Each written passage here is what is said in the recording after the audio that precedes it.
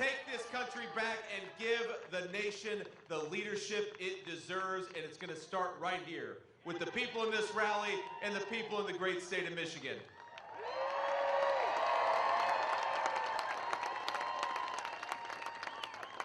Now, we've got some fantastic people. We've got some fantastic leaders in the state of Michigan. I want to give a shout out just to a few of the folks who are joining us before we really get started. We've got, and I'd ask you to raise your hand and stand up, Congressman John Molinar. Where's John at? John, thank you so much, man, for your leadership. Thanks for being here. We've got a great state senator, Mark Huizenga. Did I pronounce that right, Mark? Huizenga. Mark Huizenga, thank you so much for being here, Mark. We've got State Senator Roger Victory. Roger, thank you so much. That's an easier name to pronounce. And we've got the great Michigan GOP Chair, Pete Hoekstra. Pete, thank you so much. Now, I joke with Pete, he's going to get sick of seeing me. He said, well, I'll see you next week. And I said, Pete, I'll probably see you in like 3 days. Because what we've got an opportunity to do here in the state of Michigan is to drive home the message that this is a great American manufacturing state. Michiganders build things with their hands. They make things with their hands, and Donald Trump and I are ready to lead a great American manufacturing renaissance. We're going to make more in America. We're going to do it with the hands of Michigan workers.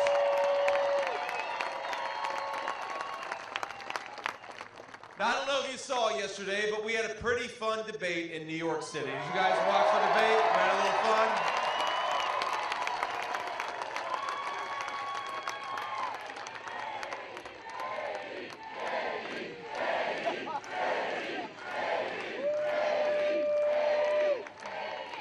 Now, I have to confess, though, I feel a little bit of sympathy. I feel bad for Governor Tim Walz.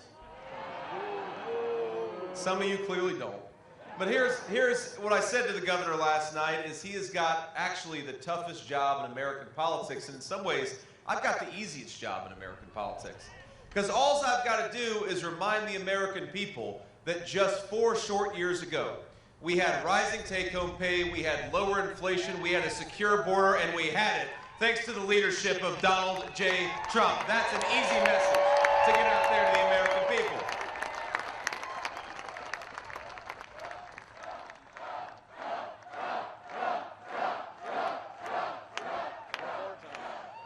Now, Governor Walz, by contrast, think about it. He's got to get out there every single day and try to convince people that Kamala Harris, who has caused the problems that we see in this country for the last 3.5 years, is somehow going to do something different than what she's done over the last 3 years. That's a tough job. You know, I never worked in sales myself, but it's always good when you work in sales to have a good product to sell. And unfortunately for Tim Walz, he has got the crappiest product to sell in the entire United States of America. Because let's just recap this. Kamala Harris cast the deciding vote on trillions of dollars of spending that we couldn't afford, printing money that we didn't have, and driving the cost of inflation through the roof. That was thanks to Kamala Harris. Kamala Harris went to war on the American energy industry, driving the cost of fuel and gas and everything else through the roof. Kamala Harris was the border czar. Don't let the media lie to you. They bragged about her being the border czar for 3 years during the worst open border in the history of the United States of America. And Kamala Harris, by Joe Biden's own admission, was the last person in the room during some of the most disastrous foreign policy decisions in the history of this country. So we ought to feel a little bit bad for Governor Tim Walz, and we ought to feel a little bit grateful to Donald Trump for giving us great leadership, because we've got a hell of a product to sell. It's peace and prosperity, and we're going to bring it back to the American people.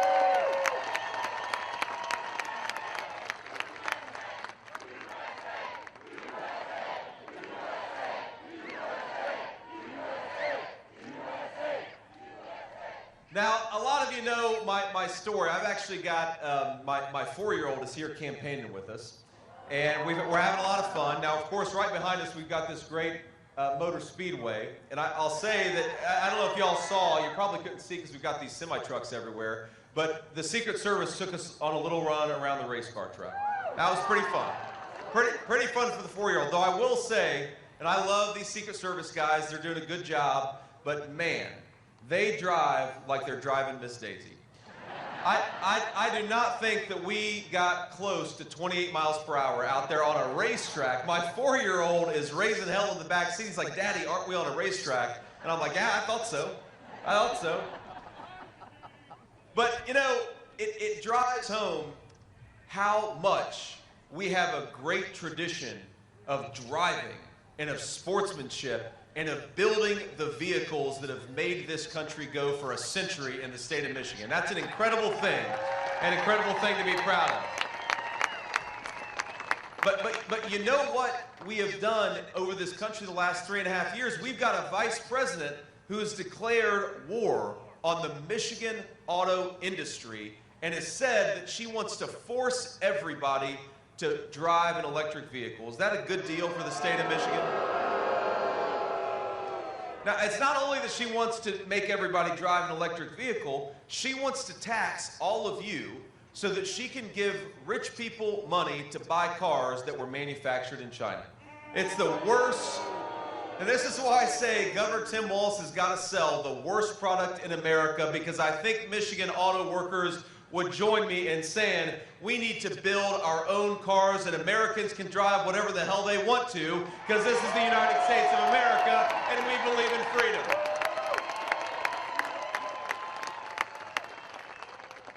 And if you want to drive an electric vehicle, by all means, drive an electric vehicle. If you want to drive a truck, drive a truck. If you want to drive a gas-powered car, drive a gas-powered car. We think that an economy where Americans can choose whatever works the best for their families is an economy that's going to produce prosperity for our workers and lower prices for our consumers.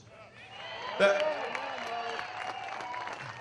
Kamala Harris record, we got to remember, Michigan families are paying about $1,000 more per month thanks to Kamala Harris's policies. Think about that. You gotta spend $12,000 more every single year just to afford the things that you could have afforded when Donald Trump was president. That's a disgrace, by the way, and that's an insult to American families. And as a person who was raised by a grandmother who sometimes, my friends, struggled to, you know, she would forego paying medical bills so that she could put a nice meal on the table for me and my sister. I know, and I know we got a lot of great grandparents out there, and we're thankful to you and we love you. But when Kamala Harris pursues policies that have grocery prices 25% higher than they were 3 years ago, it's people like our grandparents who are struggling to pay those grocery bills. I remember when my grandmother, and I know it gets awfully cold in winter in Michigan, a lot colder than it does in the state of Ohio. And I remember that there were times when my grandmother would choose not to turn on the heat because she couldn't afford it. And I happen to believe, and I know Donald Trump believes, that this is the richest and most prosperous country in the world. If you work hard and play by the rules, you ought to be able to turn your heat on in the middle of a cold winter night.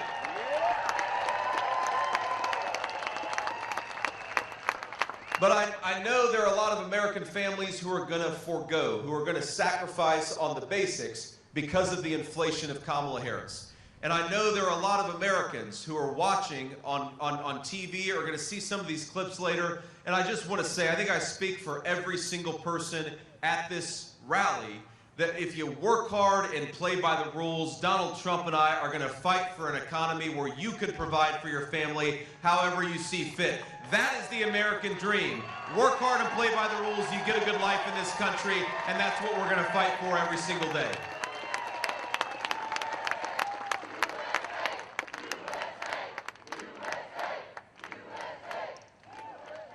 And we got to be honest about the fact that we have got a terrible border crisis in the United States of America thanks simply to Kamala Harris's policies. One of the most disgraceful things that we've seen from an American leader in a generation, she came into office bragging that she was going to open the American southern border, and my friends, that is exactly what she did. She said she was going to suspend deportations, and she did it. She said she was going to stop Donald Trump's Remain in Mexico policy, and she did it. She said that she was going to promote asylum fraud, and that's exactly what she did. And so our message to Kamala Harris, who's asking for a promotion, is you have failed at your basic responsibility. Go back to San Francisco where you belong. You don't belong anywhere near the Oval Office.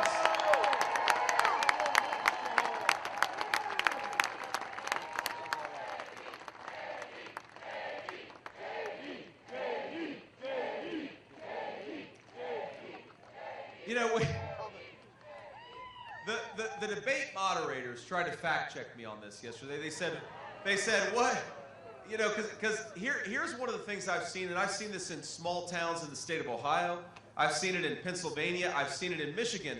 When you let in thousands upon thousands of illegal immigrants who have no legal right to be in this country, now, of course, you got to put those people somewhere. So you've got illegal aliens competing with Americans for scarce homes. And what does that do? That drives up the cost of housing for a lot of young American families. And I believe that we want young Americans to be able to afford a stake in their own country. We want our young people to be able to afford to buy a home. And that American dream of home ownership has gotten less and less possible because Kamala Harris has let in millions of people who don't deserve to be here. American homes ought to go to American citizens, not to Kamala Harris's illegal aliens.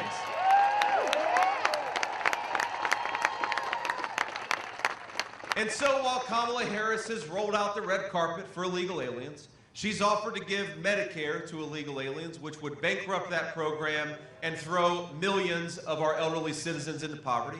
She has offered to give Social Security to illegal aliens, which of course would destroy that program too.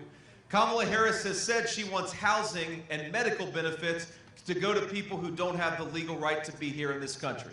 So if the Kamala Harris plan is to roll out the red carpet and open our border, you know what the Donald Trump plan is? Build the wall and send people back to where they belong. You don't get to come into our country illegally and take advantage of our people.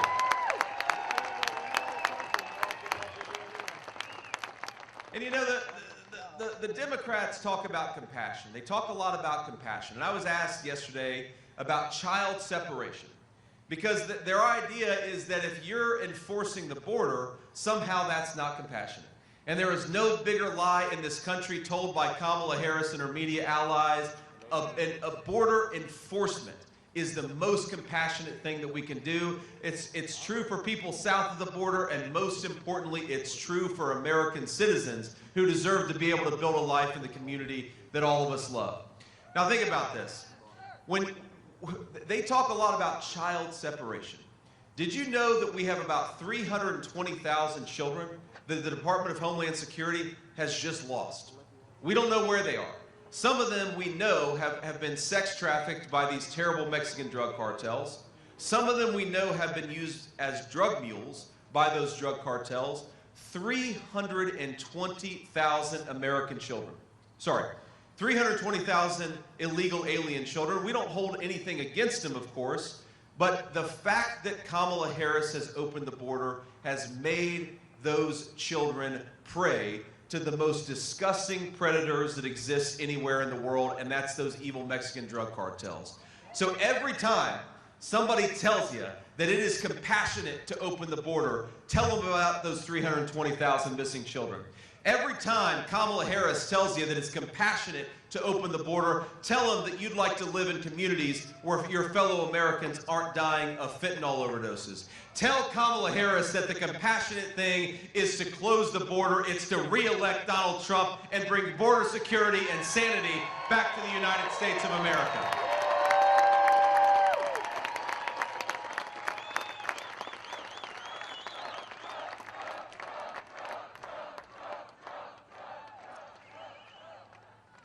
And here's the other thing about Kamala Harris that I can't believe. We have never had in the history of this country a candidate. She talks a lot about threats to democracy. Can you believe the shamelessness of this person to talk about threats to democracy when she is running for president without earning a single Democratic primary vote? I'd say that's a threat to democracy. I'd say it's a threat to democracy when you're running for president, but you're hiding in a basement from the American people and refusing to do any interviews. Now, after I give a few more remarks, we're going to open up the floor to the reporters to ask some questions. And I'm sure they'll ask some tough questions, but it's important. Whether you're talking about hostile media or friendly media, it is important if you want to be the president and vice president of the United States to go out there and earn the American people's votes, not expect it to be given to you. That's the Kamala Harris approach, and we reject it. So, now I will say that if you ever watch Kamala Harris's interviews, there's been like 3 of them that she's done the whole campaign. You realize why she doesn't ever give these interviews to begin with.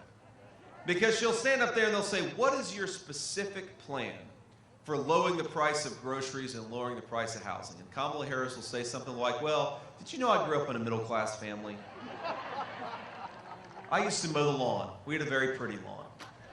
Just go on and on about something that has nothing to do with their actual plans and policies for the American people.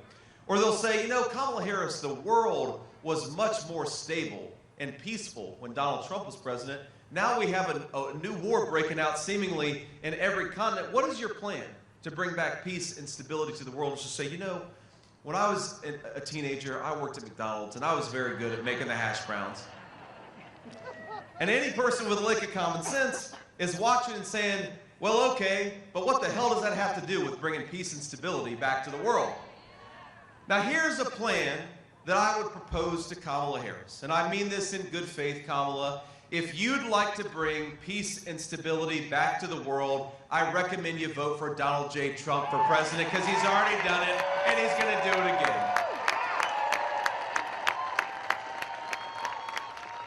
If you'd like to deliver rising take-home pay and low inflation, you might consider sending a donation to Donald J. Trump, Kamala Harris, because he already did those things and he's got a plan to do it again. And if you, because Kamala, she's got religion in the last few months. Remember, for the last 3 years, Kamala Harris has been going around saying the border is secure. And now all of a sudden she's got religion, she accepts that we have a border crisis, and she promises that she's going to take care of that border. Well, Kamala, you are the sitting vice president of the United States. If you'd like to secure the border, why don't you start right now? Not talk about what you're going to do, start doing it right now. The American people, she's got the office of Vice President of the United States. I would appreciate if she did something with it rather than talk about what she's going to do if the American people give her a promotion. And that's maybe the most shameless thing. You know, my friends, I've only been in politics for 2 years. So maybe if I'd been a career politician like Kamala Harris, I would be shameless enough to do what she does, which is stand in front of the American people and say, on day one, I'm going to make everything better. You hear her say this? On day one, she'll say, we're going to make groceries more affordable. On day one, she'll say, we're going to secure that southern border. And every one of us is sitting there saying, Kamala, day one was 1,400 days ago. What the hell have you been doing that whole time?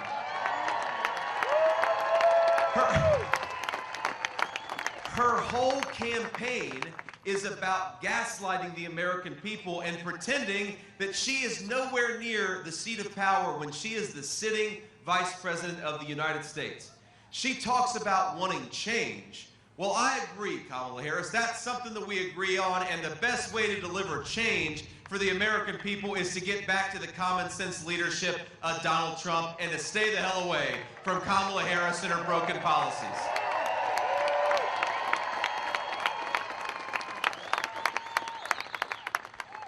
Now, Kamala knows, of course, that she cannot win running on what she's actually done, because what she's actually done has been a disaster. You look at every poll will tell you the country, we know that we're on the wrong track. I think we've got the greatest country in the history of the world. The only thing we got to fix about it is the broken leadership. So here's what she'll do. She will lie and gaslight. She'll pretend she had nothing to do with anything, even though she's been the sitting vice president for 3.5 years. And if that doesn't work out, she's got a backup plan. And that backup plan is censorship. Now, I was asked earlier today, how do you bring a divided country back together? And I actually don't think it's that complicated. Because, yeah, Americans, we disagree with each other on a whole host of issues, but we've always disagreed with each other on a lot of issues. We've always had intense political disagreements in this country. What is new about 2024 is that we have got Kamala Harris, who is promising not to persuade her fellow citizens, but to censor them, to silence them, and to shut them up. So if we want to bring back common sense to American politics, and we want to bring back American unity, here's my message to Kamala Harris. Stop trying to silence your fellow citizens. Get out there and persuade them for a change, and get out there and make your case to the American people.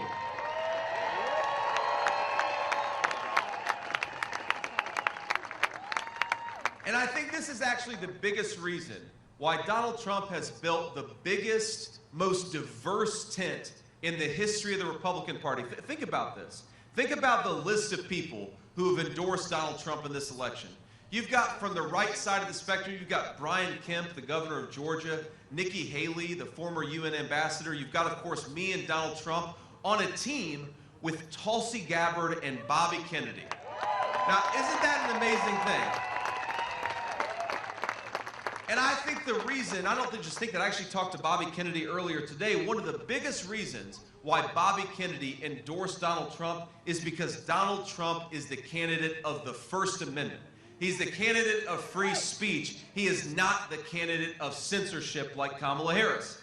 Now, you can go through all of these issues. You go back to the COVID situation of a few years ago. They were trying to kick people off social media for suggesting that it was stupid to make 3-year-olds wear masks at preschools. Remember, that was misinformation, and your own government was trying to censor you.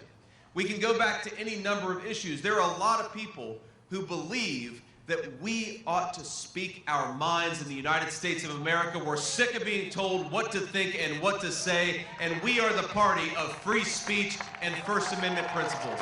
And I'm proud of that maybe more than anything else.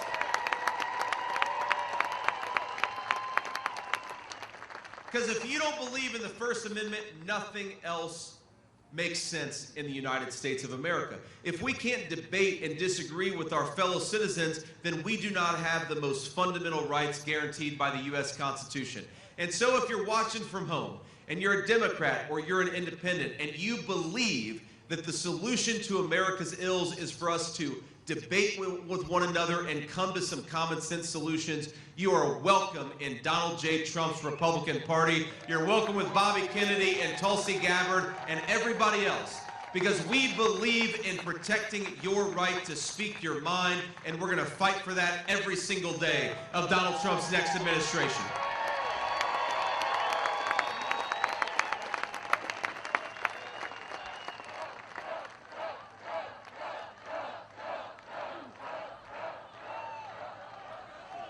And here, the last thing I'll say about this, then I'll take some questions. The most disgraceful form of censorship that you see in the country in 2024 is when Kamala Harris calls the citizens of her own country, she calls them racist for daring to say that her wide open border is a disgrace.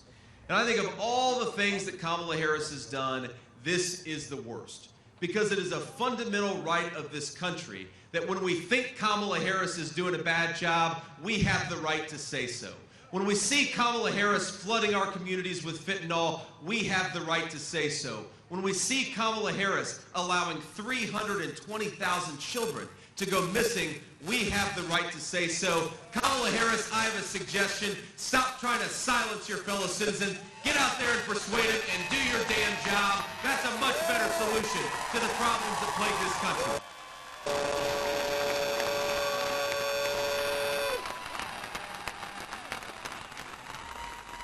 And so on that note, I want to say at the very end, after I take some questions, I want to talk a little bit about our Get Out the Vote efforts.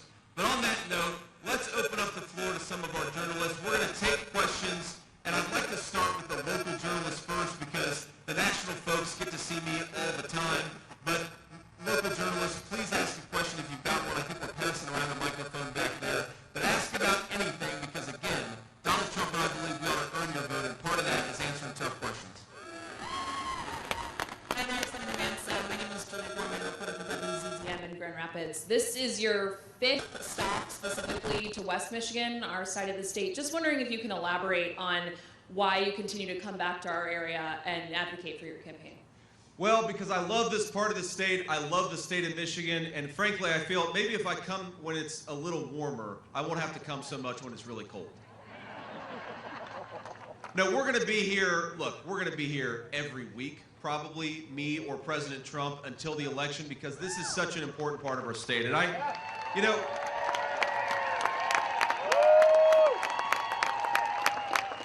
and obviously these folks agree. But look, one of the things I love about this area is that it exemplifies a proud American spirit of craftsmanship, of making things with your hands, of doing things extraordinarily well, and being proud in building a great American product. And one of the things that happened in my hometown is that we decided that we didn't need to make things in the United States of America anymore. That was a bipartisan decision. It was a bad decision, and the steel mill that employed my grandfather for 40 years went from about 10,000 employees to about 2,000 employees, and it was one of the lucky ones, because a lot of those steel mills completely disappeared.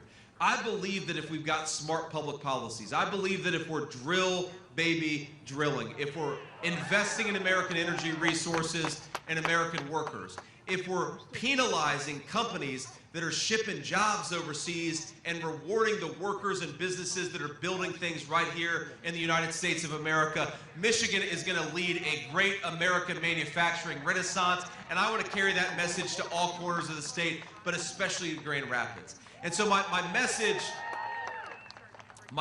to folks in Western Michigan, but frankly my message to everybody in the state of Michigan is we can build things in this country again like we've never done before.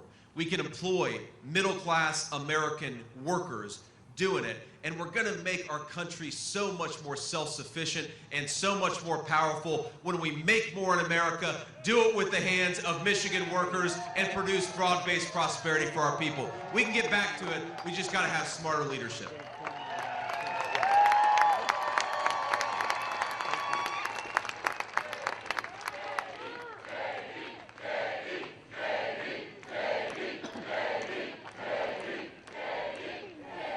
Hello, Senator Vance.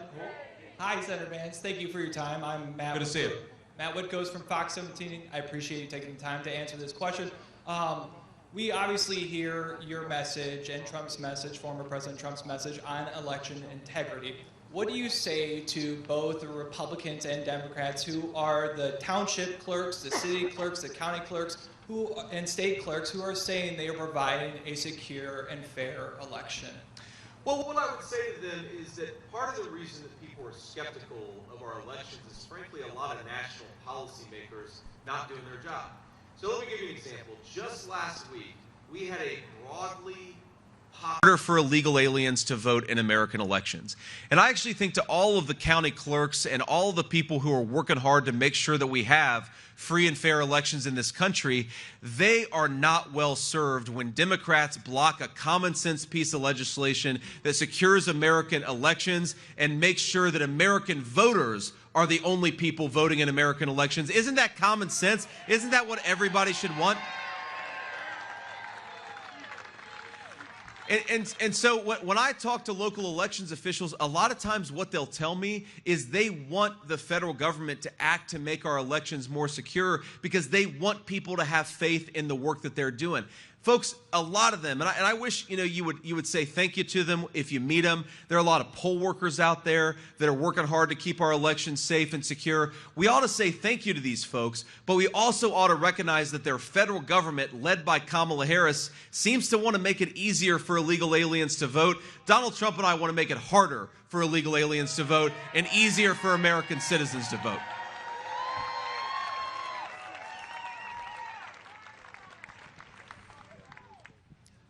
Hi, Senator Vance. Good evening. Arpa Lobo with the Detroit Free Press. You've spoken at length about the importance of the manufacturing industry and the auto industry to Michigan. Here in Ottawa County and in West Michigan, agriculture is another big industry. And a lot of local farms rely on migrant workers with permits to staff their farms during the summer. I know you've spoken about the importance and the priority your and President Trump's administration would have on day one to secure the border for illegal crossings.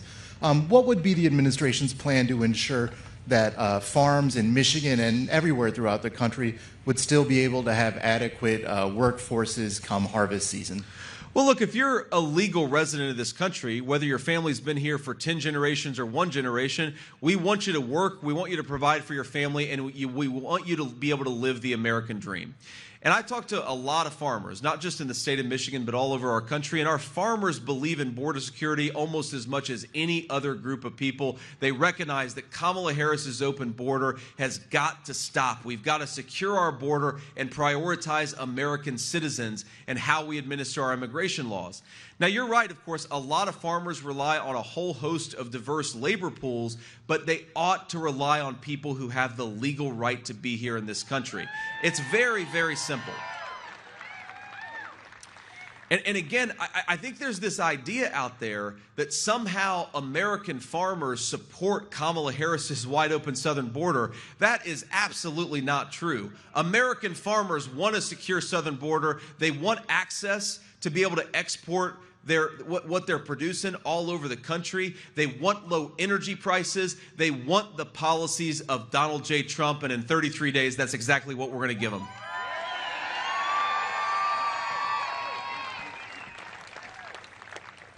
Hello, Senator Vance. Princess Janae Steverson with News Channel 3 in Kalamazoo. I wanted to get your reaction on how you feel about President Joe Biden has been handling the Israel attack that happened yesterday.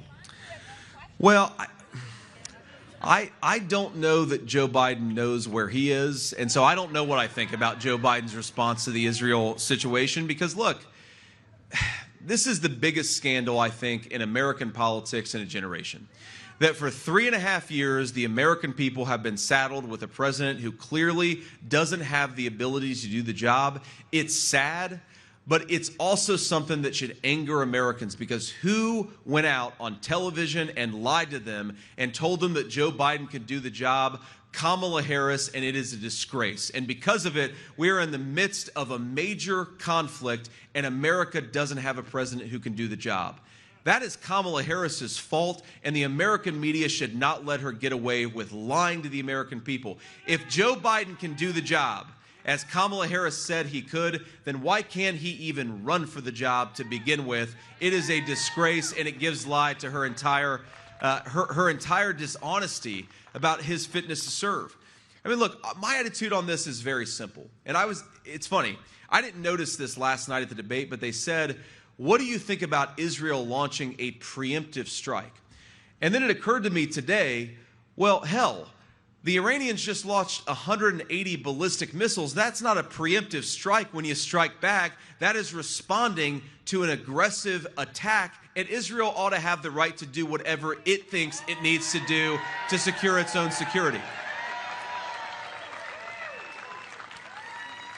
And ma'am, I think one of the weirdest things about the Joe Biden-Kamala Harris approach to this issue is they say on the one hand, they want to minimize civilian casualties and they want to get the war over as soon as possible. And then on the other hand, they make it harder for the Israelis to use the precision-guided weapons that will allow them to destroy the bad guys and actually save those innocent civilian lives. Their policy doesn't make an ounce of sense, and we got to remember, this would have never happened if Donald J. Trump was the president of the United States. You didn't have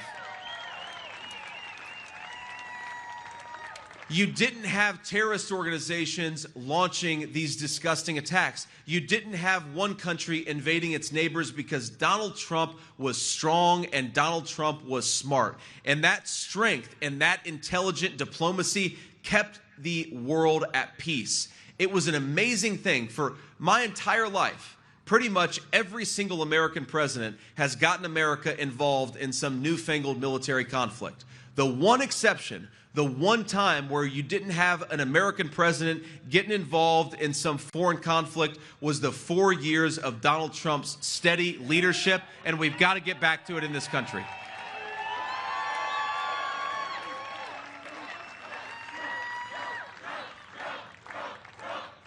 And ma'am, we'll make this the last question.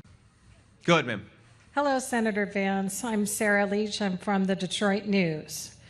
The Biden administration awarded a $500 million grant to GM to convert an existing Cadillac car plant to an electric vehicle plant. Will a new Trump administration honor this for GM or pull back? Well, ma'am, first of all, the $500 million grant came along with some really ridiculous strings and no protections for American jobs not getting shipped to foreign countries. Because a lot of not just the cars themselves, but the battery components, the minerals, this stuff is all produced in China. And so when we write massive checks on American taxpayer expense to these companies, a lot of times what we're doing is selling American middle-class jobs to the communist Chinese, and we ought to be doing exactly the opposite. We ought to be rebuilding the American middle class and investing in our own workers, not shipping our tax dollars off to electric vehicles made in China. Now, here's the problem with forcing people to buy electric vehicles and then subsidizing, again, a lot of those subsidies go to China. But even if you assume that a lot of them stayed in America, which they don't, the issue is people don't want to be forced to drive electric vehicles. And so if you don't have the demand for those cars, what you end up doing is destroying the American auto industry and all of the good jobs, union and non-union alike, that depend on that industry. So GM, I believe, just announced that it was laying off something like 1,500 workers. Stellantis announced that it was laying off 2,500 workers. These companies are still shipping their factories to Mexico or closing down the factories altogether because Americans don't want to buy so many electric vehicles. So the way to promote Michigan auto workers is to allow them to make the cars that Americans actually want to buy. Empower Americans, empower Michigan auto workers, and that's how you guarantee prosperity for Michigan auto workers and everybody else. This thing, I mean, we could go on and on about this, but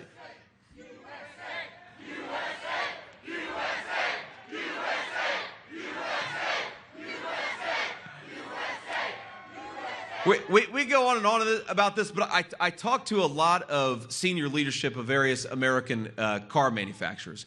You know, I talk to the leaders of Ford, I talk to the leaders of other car makers too, and you know what they tell me?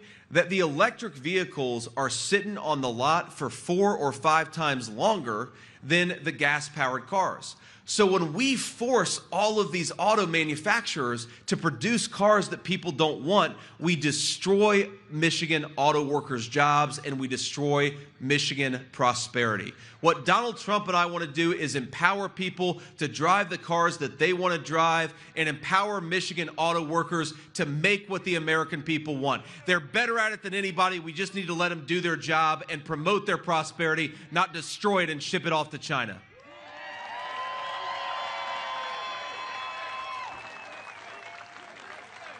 Now, let me just close with this, and I'm sorry we got to leave, we got to hit the road here, but it's been really, really fun to be here with you this evening. I'm going to be back a lot. You're probably going to get sick of me because you're going to see me so much here in Western Michigan. I appreciate that. But look, here's the thing.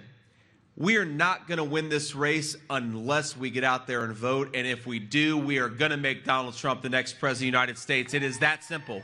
It is so simple. Now, you see the president talk a lot about this. He'll say, Harry, get off the couch. We're going to get off the couch and actually go and vote. So there's a website I want to encourage you all to go to. It's called swampthevote.com. Swampthevote.com. You can do a few things there. Check your registration, check your polling place, and also find out all the ways that you can vote. Because look, I'm one of these guys who I wish that we had election day, not election season, but we are where we are. And I talked to a lot of people who would love to vote on election day, but something came up. So the way to guard against that is, if you're able, vote early, vote by mail, take advantage of what's out there for you, because if the Democrats are taking advantage of all these avenues of voting and Republicans aren't, we're not going to win this election. So here's the thing. I talked to a colleague of mine, and when he talks to crowds like this, he'll say, I want you to get out there and I want you to vote 10 times. And everybody gets a little uncomfortable because, you know, we're Republicans. We only vote once. We do things the right way. Here's the way to vote 10 times legally. get yourself to the polls and get 9 friends and family to join you. That's how we vote 10 times the legal way. And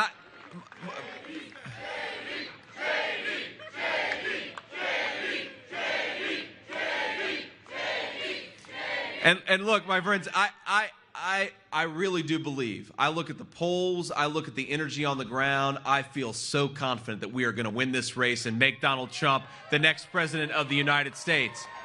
But we're never going to have the media, we're never going to have the Democrats telling the truth, but what we do have is the power of the people. So we've got 33 days. Get out there, knock on every door, make every phone call, get your neighbors to the polls, and let's get out there and give the American people the president they deserve. Give them Donald J. Trump, and let's get common sense leadership back in the White House. God bless you all. Thank you for having me, and thanks for all the hard work. Thank you.